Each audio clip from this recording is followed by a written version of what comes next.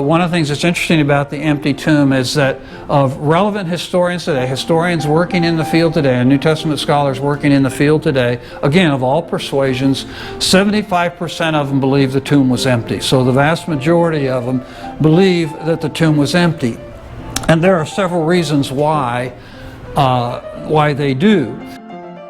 When you read the Gospels and you read the story, and we'll see this next week, when you read the story of the resurrection in the Gospels, over and over again the story comes back to what? The empty tomb, right? The empty tomb, the empty tomb, the empty tomb. When you get to Acts and you get to Peter's sermon, it's no longer the empty tomb. It's the appearances. And from the book of Acts on all the rest of the way through the New Testament, the focus is no longer on the empty tomb. The focus is on, we saw him, we saw him, we saw him, we saw him, we saw him.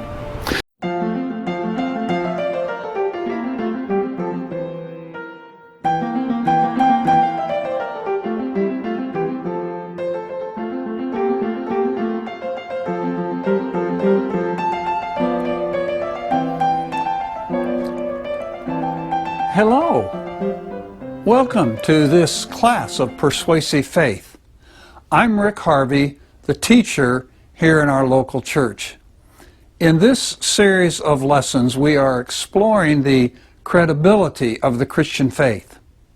If you find this lesson helpful, don't forget to hit the like button, and if you want to make sure you see future lessons, be sure to subscribe. If you would like a copy of the slide notes from this class, there's a link in the description below. Now, today's class.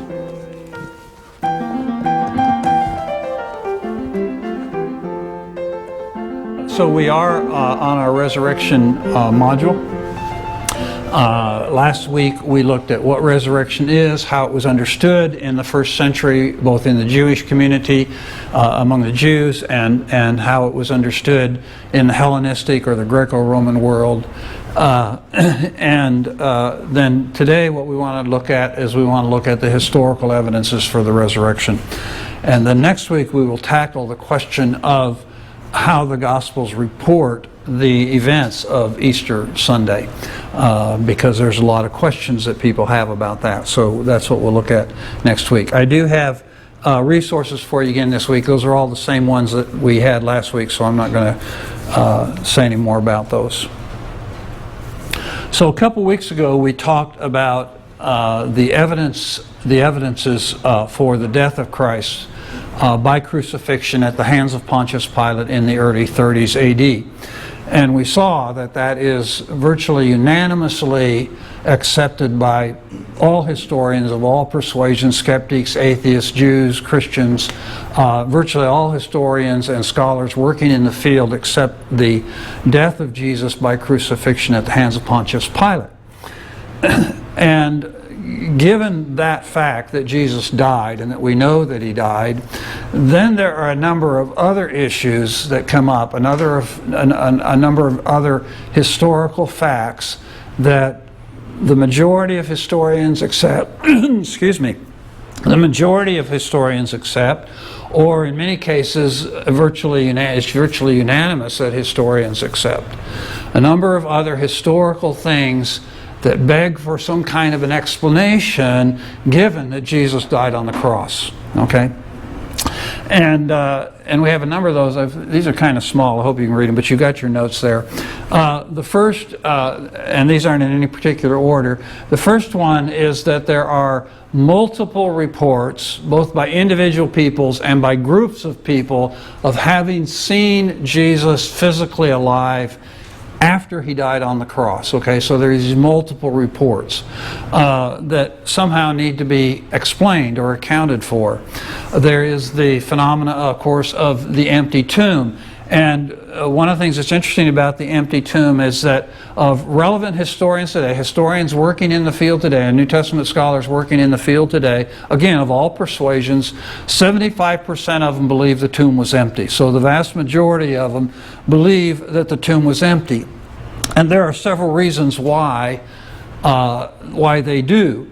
The first is that the tomb was in Jerusalem. Okay, so this is where, Jerusalem is where the claims about Jesus' resurrection were first made, and where it was first widely believed and accepted that Jesus rose from the dead. And the tomb was in Jerusalem, so it would have been fairly easy to verify whether or not the tomb was empty. Secondly, there's the testimony of the women, and we've talked about how that's an element of embarrassment. You have you have multiple men reporting the resurrection, but one of the primary evidences they're giving is the testimony of the women to the empty tomb, okay? Which was, of course, not the kind of thing that you would culturally do unless, in fact, they were, in fact, the first witnesses. And then there's also the fact that historians recognize that the enemies of Christianity didn't challenge the claim of the empty tomb. They came up with other explanations for the things that were happening, but one of the things they never did was they never denied the tomb was empty. They never went to the tomb to prove that it wasn't empty or whatever. So these are reasons why the significant majority of historians accept that the tomb was empty. And then, of course, there's the belief of the early church in the resurrection. So we know that the earliest Christians in the first century believed in the bodily resurrection of Jesus, and this, of course, as we saw last week, runs counter to the way people thought at that time. So both the way the Jews thought about resurrection, it was something that would happen far off in the distant future, and of course the Hellenists didn't believe that resurrection could happen at all. So it really is quite striking that you would have this kind of sudden explosion of belief in the physical resurrection. So the question then is, what was it that caused so many people to change their beliefs, kind of on a dime, so to speak, about the possibility of resurrection? And then there is this interesting phenomena of the passage in the early verses of 1 Corinthians 15 that I describe it here as a tradition or creed. And this is what Paul writes in beginning in verse 3. He says, "For I delivered to you as of first importance what I also received, that Christ died for our sins according to the Scripture, and that He was buried, and that He was raised on the third day according to the Scriptures, and that He appeared to Cephas, then to the 12, and after that He appeared to more than 500 brethren at one time, most of whom remain until now, but some have fallen asleep. Then He appeared to James, then to all the apostles, and last of all, as to one untimely born, He appeared to me also." And I refer to that as a creed because that's how scholars view these verses. When this passage is looked at in the original tongue in Greek, what scholars notice is that it's structured as a creed, or it's structured as a repeated tradition. Okay, so we think about creeds today. We have creeds today. In some churches they still use creeds. We don't very often repeat creeds here, but creeds are oftentimes used as a simple way to memorize important theological or doctrinal ideas. So you have the Apostles' Creed, you have the Nicene Creed, and these sorts of things. So you have a number of creeds like this, which are simple ways that the church articulated their various doctrines and beliefs in ways that people could easily memorize, because of course most people at that point couldn't read Bibles and that sort of thing. So one of the ways they help people learn the important doctrines is through creeds. And what scholars notice, and in the New Testament there are several of these creeds that come up where the writer Paul or whoever is obviously quoting a creed that was used in the early church. Okay, so this passage in 1 Corinthians 15 is recognized as one of those very early creeds that were apparently used by the church in their meetings and in their worship services. Okay, and one of the things that's interesting about the dating of this is we know that 1 Corinthians was written somewhere around 54 to 55 AD. Okay, so in 54, 55 AD, Paul is writing 1 Corinthians, and he includes this creed. All right, and so most scholars, or certainly the majority of scholars, date this creed to very, very early. And in fact, some scholars, even skeptical scholars and atheist scholars, date it within 2 years to 6 months, or 6 months to 2 years after the life of Christ. So it's dated very, very early after the crucifixion. And there are several things to notice about that. Paul says, first I delivered to you, in the beginning of the creed, he says, I delivered to you, meaning Paul, when he's writing 1 Corinthians, in the middle of the 50s AD, he's saying, when I came to you, which was about 50 AD, when I came to you and first came to you and preached to you, this is what I delivered to you. Okay, so what he's saying is, this creed is one of the things that I taught you when I first came to Corinth in 50 AD. All right. However, he says it's what I personally received. So the question is, when did Paul first hear this creed? When did Paul first learn of this creed? And again, most scholars believe that Paul learned this creed when he returned to Jerusalem after his conversion. So then that places Paul learning the creed in about the mid-30s. So sometime in the mid-30s, Paul was converted. He spent 3 years in the wilderness, and then he returned to Jerusalem. So that places Paul learning the creed in roughly somewhere around the mid-30s. Okay? But the point is, it is now a creed. In other words, by this time, this is the message that's already being preached in the early church. And not only is it being preached, but it's been formulated into a creed that is now being repeated by the church. All right? But where did Paul learn this? He learned this in Jerusalem.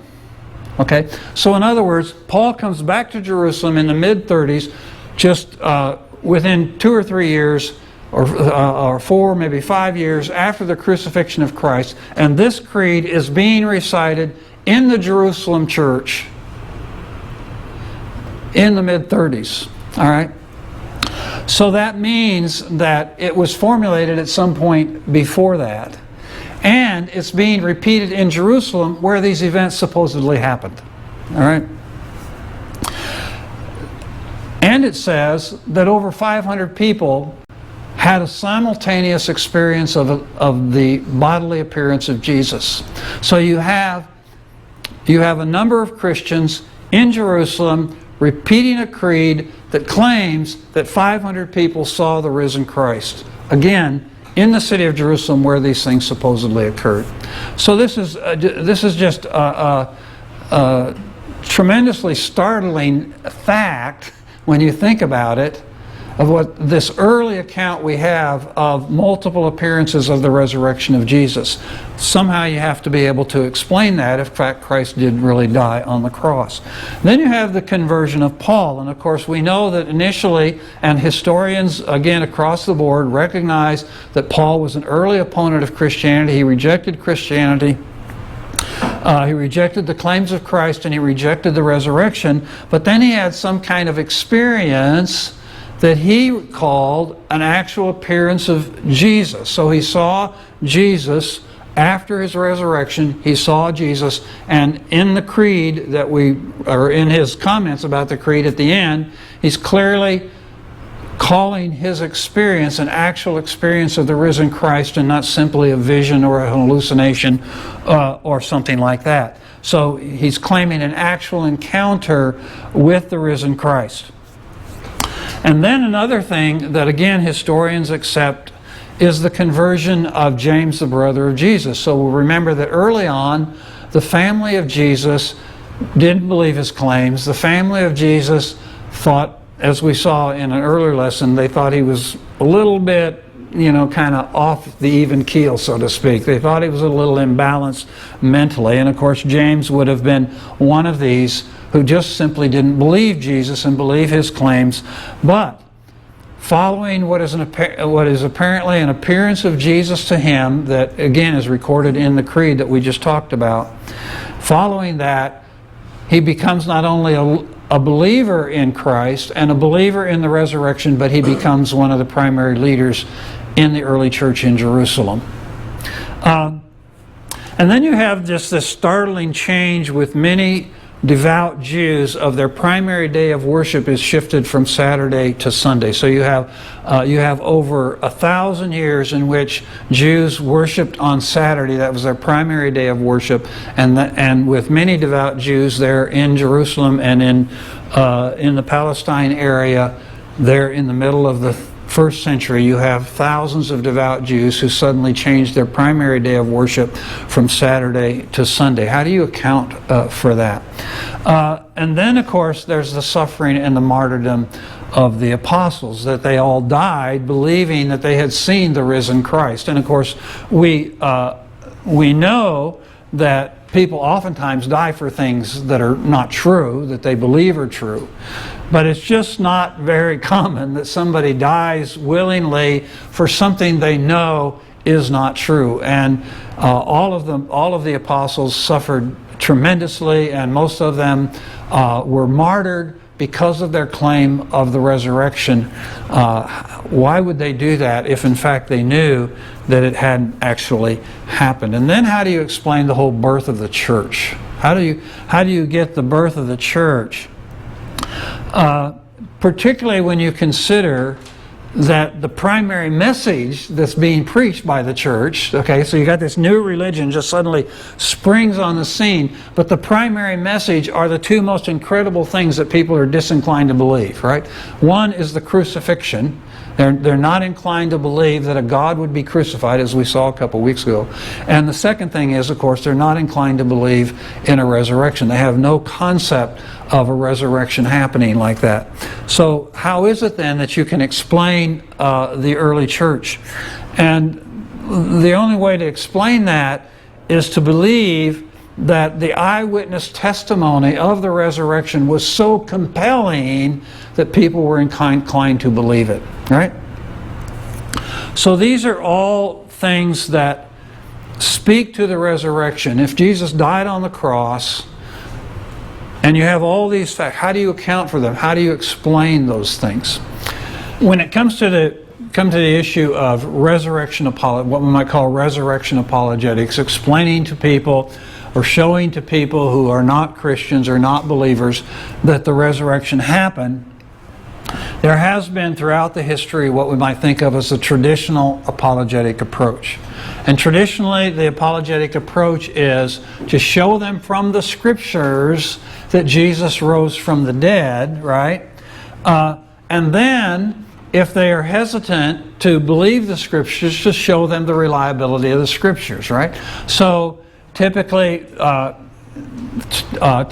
what someone would do, they talk about the resurrection, an apologist would do is they talk about the resurrection, and then they would point to the reliability of the canonical Gospels, the things that we've already talked about. So we talked about the authenticity of the Gospels, we talked about the preservation of the text, and we talked about the historical reliability of the Gospel. So traditionally, the way apologetics were done regarding the resurrection is that we would show people from the Scriptures that Jesus rose from the dead, and then if they had some question about the Scriptures, then we would show them why we believe the Scriptures were authentic and credible and that sort of thing. So given these facts about the Bible, then, it would be reasonable to believe that Jesus did in fact rise from the dead. And this was, as I said, the way resurrection apologetics were historically done for most of the history of the church.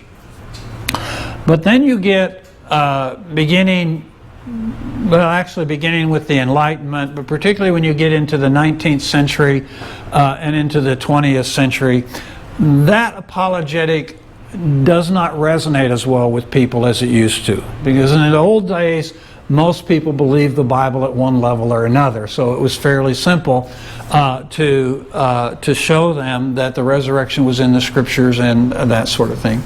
But then, of course, particularly in the 19th century, you get this overt attack, particularly by liberal theologians, this overt attack on the reliability of the Bible. Okay, so you get the whole higher criticism thing and that sort of thing that we talked about in an earlier lesson. And what that did then is that undermined people's confidence in the reliability of the Gospels, and it made it more difficult to do resurrection apologetics. And then, particularly in the 20th century, you get the rise of what we might call subjectivism. So this is the kind of the mentality that's very prevalent in our culture today, a strong emphasis more on kind of your internal experience and your psychological state of mind and your psychological identity and your emotional feelings and that sort of thing. So to people their spiritual reality is more kind of an internal subjective thing than it is some kind of objective fact or something that's empirically demonstrable. So with that in mind, then, when you come to people with objective evidence, that tends to be irrelevant to them, because what they're interested in is not objective evidence. What they're interested in is kind of this inner feeling that they have, right? So these two things combined led to a situation where the traditional apologetic, although it's still a totally valid and useful apologetic, is not as effective with some people as it once was. But then you get towards the latter part of the 20th century, so in the 1980s, 1990s, and then on into the 20th century, you get a major shift in resurrection scholarship. So these are scholars, again, when I say scholars, unless I say otherwise, I'm talking about the whole broad spectrum: skeptics, Jews, atheists, Christians, whatever, okay? So you get a shift that begins to happen in resurrection scholarship. You get this kind of new era of scholarship in which the Jesus historians are increasingly acknowledging how compelling many of these things that we just listed are historically, how strongly they are attested historically, how much evidence they have historically. So they begin to notice and begin to argue and begin to write and begin to publish about how forceful and how convincing, how strongly attested historically these things are. And so what this has led to then is those who would deny the resurrection, the scholars who would deny the resurrection, are to some degree put on the defensive, because now they've kind of got to explain their way around that whole list of things that I mentioned a few minutes ago. And so we get interesting things that happen, like this Jewish theologian, and I have to apologize here, I think his name is Lapide, I'm not sure how you pronounce it. But he makes this really interesting statement. He says, "In regard to the future resurrection of the dead, I am and remain a Pharisee." What does he mean by that? Denying it? Pardon? Denying it? No.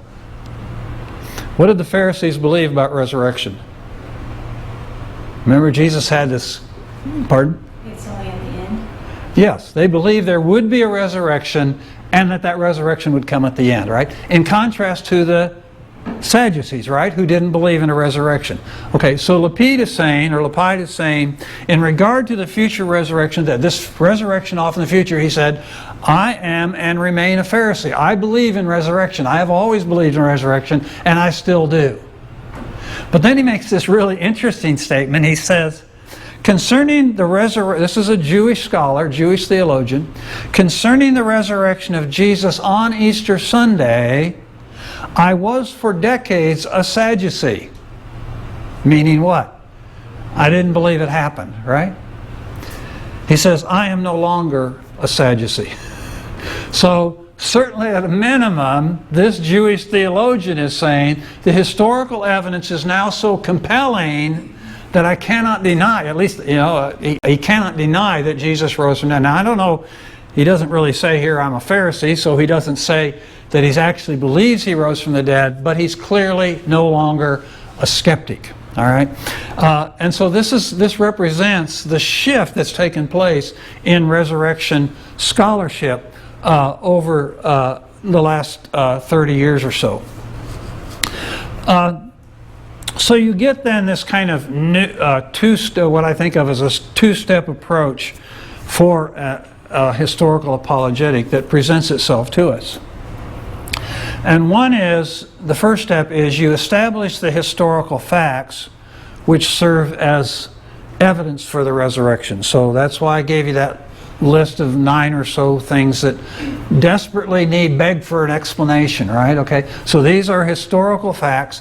All of those are historical facts that many historians recognize and accept as historical fact. Most of them are accepted by a significant majority of the historians, and some of them are unanimously accepted by historians. Okay, so establish the historical facts which serve as evidence for the resurrection, and then argue that the resurrection is the best explanation to account for those facts. Okay, so if you have multiple explanations, so we talked about the swoon theory as one possible explanation for the empty tomb, right? So that's one hypothesis. The resurrection is another hypothesis. Which hypothesis best answers all the facts that we have? So that's step 2. And you can do step 2 in a couple different ways. You can use Bayes' theorem, of course, which we've talked about several times.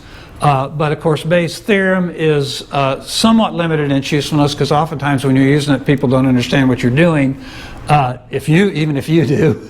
And the second thing is, there are some aspects of Bayes' theorem that are a little bit hard to quantify. Okay, the existence of God. How do you quantify the possibility or the probability of the existence of God and things like that? So to some degree, Bayes' theorem could be somewhat limited. But the more common way that we usually argue, of course, as we said before, is inference to the best explanation. All right. So this looks at things like the explanatory power, the explanatory scope, the plausibility of the explanation or the hypothesis, the simplicity, how ad hoc is it. Okay, so those are the kind of things that go into inference to the best explanation. So we establish the facts, and then we argue that the resurrection is the best explanation using either Bayes' theorem or inference to the best explanation. And this understanding of how you can argue for the resurrection has led to something called the minimal facts defense. And this was first pioneered by just a tremendous guy, brilliant evangelical resurrection scholar by the name of Gary Habermas. Okay, and Habermas, or Lacona, and I'll refer to him quite a bit here in a bit. Lacona relies very heavily on Habermas's work. But the idea of the minimal facts defense applies this kind of two-step approach. And when you think back to what we talked about in our module when we were talking about argumentation and logic and that sort of thing, one of the things we talked about is, if you want to persuade somebody of something, if you want to make an argument for something,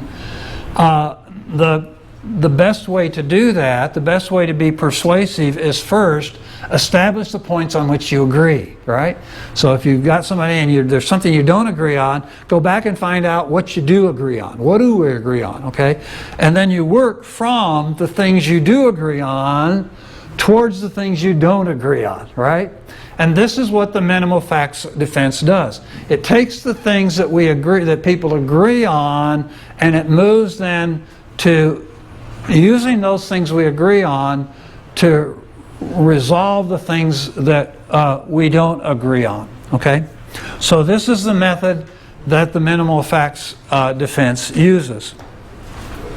So typically what it does is the minimal facts defense employs what we think of as the historical bedrock. In other words, what are the facts from history that most historians agree on, or virtually all historians agree on.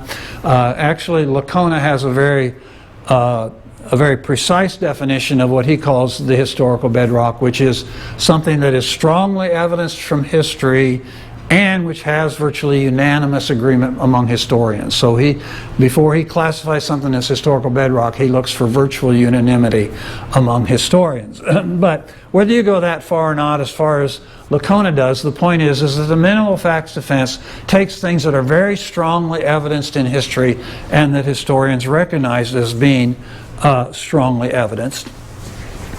And then it also does something else. It uses only those texts from the New Testament that all scholars agree are Pauline texts. Okay? So there are a number of books in the New Testament that we as evangelicals believe are Pauline because they say they're Pauline, okay? But skeptical scholars don't believe that all of those texts are Pauline. So they only believe that certain ones are. And typically, those are 1st and 2nd Corinthians, Galatians, Philippians, 1 Thessalonians, and Philemon. And those are the ones they believe were Pauline. And this is important because they put a lot of weight on what Paul says. So the minimal facts defense uses facts that all historians agree on, or most historians agree on, and uses quotations from Paul from letters that all scholars agree Paul wrote. Okay? Now I want to point out a couple things that are very important to keep in mind. If I decide, if I have a whole array of a dozen or so facts, and I choose to only use 2 or 3 or 4, because the person I'm talking to, those are the only ones they recognize. If I choose to use only those 4, that doesn't mean the others aren't historical. Okay? So choosing to limit which ones I use is not a concession that the others aren't historical. I'm not conceding they're not historical. I'm just choosing to use the ones we agree on. Right? And the same thing is true about the Pauline epistles. If I choose in my defense of the resurrection, if I choose to only use those quotations from Paul that my opponent or the person I'm trying to convince, if I use only those passages what they recognize as Pauline, that doesn't mean that there aren't others that I recognize are Pauline. Okay? So to choose to limit the facts that I use does not mean that there aren't other facts out there that are fully historical. And that's important to keep in mind. In other words, we're not conceding that other things aren't historical and that Paul didn't write those things. We're not conceding that. So Habermas has listed 12 things that the vast majority of historians accept. So as we saw a couple weeks ago, virtually all historians accept the death of Jesus by crucifixion, that he was buried in a tomb, that his death caused the disciples to despair, that his tomb was empty. And notice I say here it was the most contested. This is the most contested point. Okay, so this is the one that historians are least likely to concede, but. Excuse me, I'm getting ahead of myself here.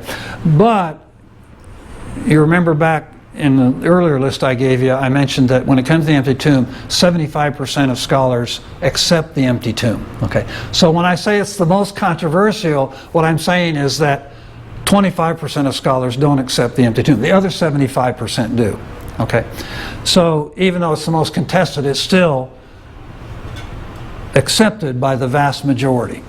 Okay, and the other thing to notice about that is if it's the most contested at 75%, all the rest of these are held by more than 75%. And incidentally, these numbers are not arbitrary. Habermas has actually done research where he has compiled the writings of all scholars writing on the resurrection today.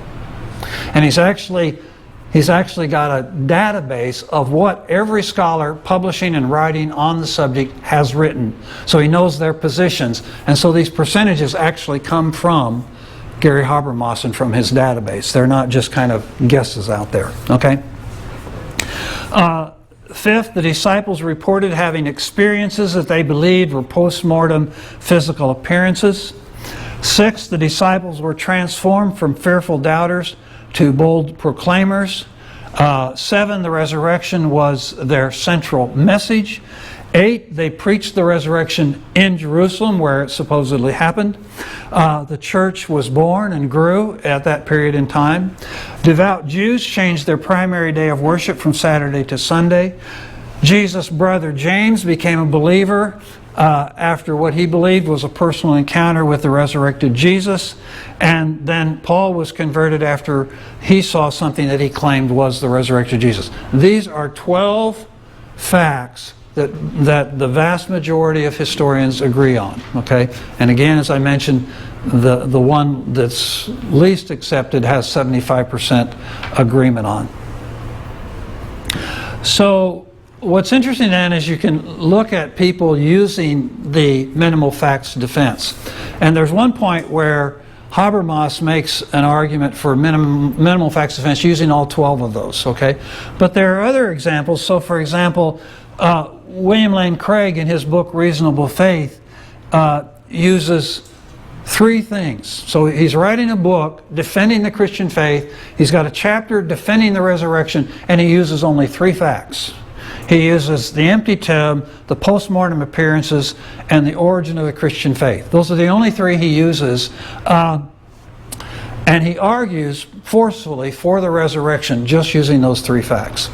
Michael Licona is interviewed by Lee Strobel for Strobel's book that he wrote on the resurrection. And he lists in his arguments there, he uses the death of Jesus by crucifixion, the disciples' belief in postmodern appearances, the conversion of Paul, the conversion of James, and the empty tomb. So he uses 5 of those 12 in his interview with Lee Strobel.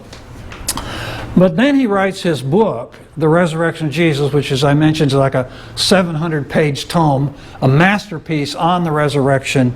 And again, citing Gary Habermas, he uses only 3 facts: Jesus' death by crucifixion, multiple post-mortem appearances, and the conversion of Paul. So he just uses 3. He doesn't bother with all those 12. He just takes 3 of them. And he looks at how various skeptical scholars, in their attempt to discount the resurrection, how do they account for these 3 things? Of course, none of them try to discount the death, okay, so that's a given. But how do they explain the multiple appearances, and how do they explain the conversion of Paul? His entire 400 or 700-page book hinges on his defense of those 3 points. So the fascinating thing about the minimal facts defense is how flexible it is. You can see 3 different examples here of scholars writing scholarly works, all right, and using the minimal facts defense and using different facets of it, okay, different facts. And so the point of the minimal facts defense is you can choose the facts that resonate most with the person you're talking to, right? So if the person's willing to accept the empty tomb, if you can show them the evidence, then you can use the empty tomb, you know? And certainly you want to talk about the multiple appearances, and I'll talk about why you would want to include that. But you can choose and pick among the dozen or so facts that historians generally accept. You can choose the ones that work best for you in the situation that you're in when you're talking to somebody. So what Licona does is, as I mentioned, he takes 5 of the most prominent skeptical scholars that are writing and publishing today, okay, and he looks at how do they account for those 3 facts: the death of Jesus, the multiple appearances, and the conversion of Paul. Of course, again, as I said, they all accept the death of Jesus. So the real question is, how do they account for the multiple appearances, reported multiple appearances, and how do they account for the conversion of Paul?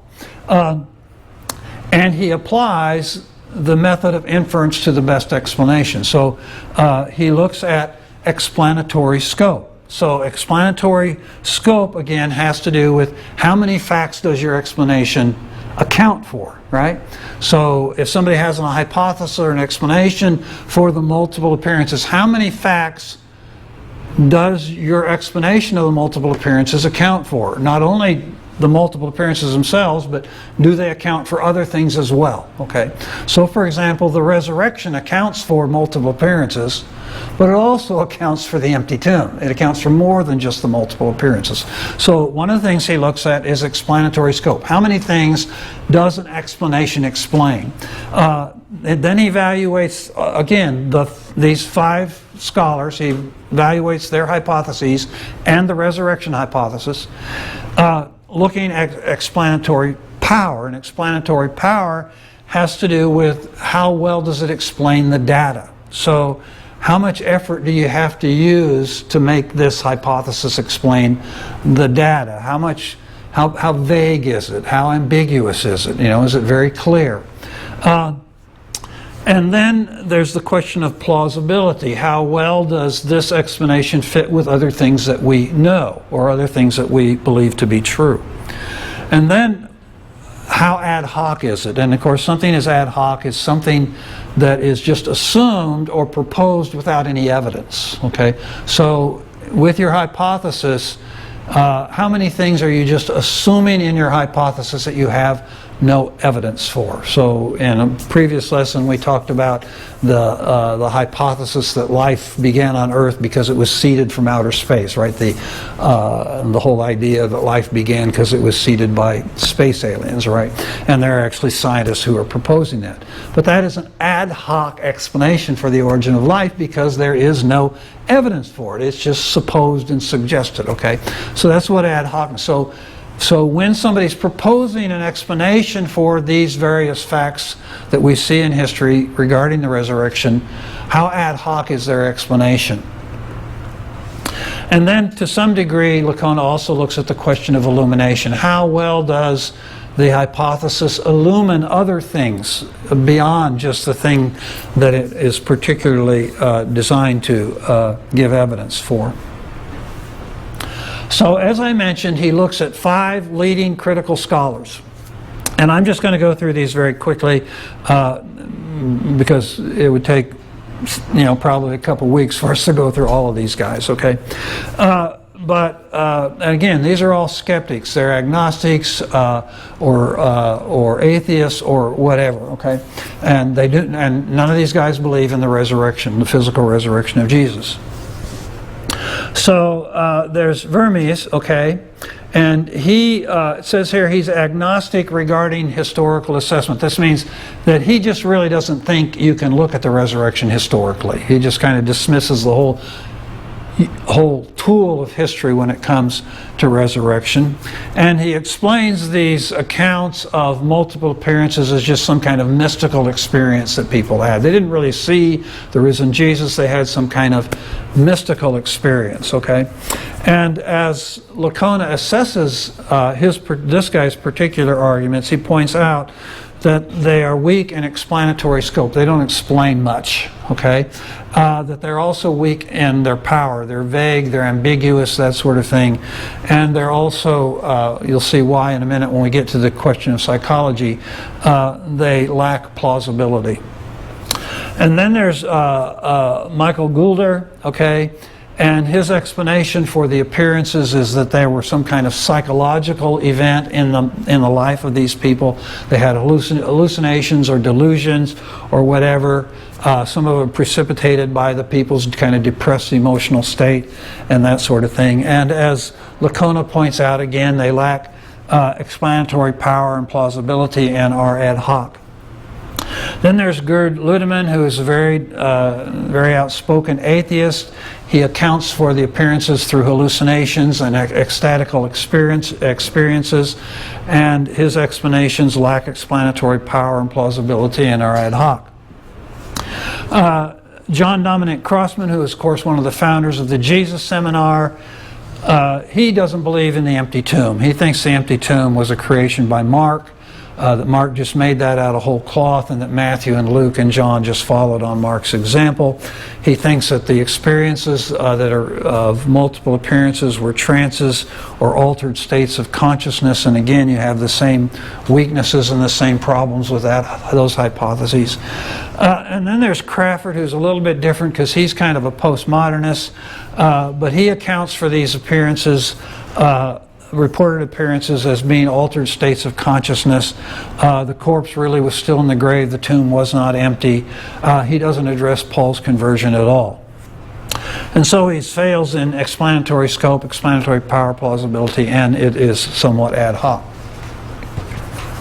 So what I want to point out to you is that for most of these guys in trying to address the issue of resurrection, again, dealing with just the 3 points that Lacona is using, the death, the multiple appearances, and the conversion of Paul, that all of these appearances, all of these arguments that are offered, to some degree, are offering explanations that are based in some kind of psychological or emotional or ecstatic experience or something like that. Okay? And according to Lacona, as Lacona goes through each one of these, he describes their arguments in detail. He takes considerable pages to do all of this. He describes each of their positions in detail, and then he goes back and he evaluates them. And he shows how each one of them is deficient in these areas of explanatory scope and power and ad hocness and that sort of thing, are deficient when compared to the explanation of the resurrection. And when you think about it, once you acknowledge that the death of Jesus is a historical fact, the death of Jesus by crucifixion at the hands of Pontius Pilate is in fact a historical fact, then you have to account for all these multiple appearances somehow. You've got to account for all these people who both individually and in some cases in groups and even large groups, report having seen the physical Christ, the body of Christ, alive after having been dead. You have to somehow account for that. And one of the things I want to point out to you that I think is so fascinating is that when you read the Gospels and you read the story, and we'll see this next week, when you read the story of the resurrection in the Gospels, over and over again the story comes back to what? The empty tomb, right? The empty tomb, the empty tomb, the empty tomb. When you get to Acts and you get to Peter's sermon, it's no longer the empty tomb. It's the appearances. And from the book of Acts on all the rest of the way through the New Testament, the focus is no longer on the empty tomb. The focus is on, we saw him, we saw him, we saw him, we saw him, we saw him. And so any attempt to discount the resurrection of Jesus has to discount those multiple eyewitness accounts of people who say, we saw Jesus alive physically after he was dead. And what's fascinating then, and as we went through that list on the previous page of notes there, what you saw is that over and over again, the explanation that's given is it was psychological, it was emotional, it was some kind of mystical experience, that sort of thing, right? It was a hallucination or whatever. But the problem with all those psychological explanations is actually there's 3 problems. Oftentimes they have no historical evidence for them. So it's just speculation on the part of the person who's offering the hypothesis. There's just no historical data to support it. The second thing is, oftentimes is the case in these kind of psychological explanations, is they actually run counter to the evidence that we have. They attribute, for example, to the disciples attitudes or beliefs that we know they didn't have. So, for example, one of the psychological explanations is, well, they were expecting the resurrection, and so they imagined they saw Jesus. But as we saw last week, they weren't expecting a resurrection, right? We know that no Jews were expecting a resurrection, right? So this was not their frame of mind. So oftentimes these psychological effects actually claim things that we know historically were not true. And then the third problem with the psychological explanations is that they run counter to what we know today from psychology today. So for example, you have these multiple appearances. You have Jesus in the upper room to the 12 disciples. You have Jesus by the Sea of Galilee to several disciples at once. You have Jesus' appearance to 500 brethren at one time. So what they're arguing is that you have groups of people having exactly the same hallucination. There is nothing in the psychological literature of that ever happening. Psychologists have never seen a case of two people having simultaneously the same hallucination.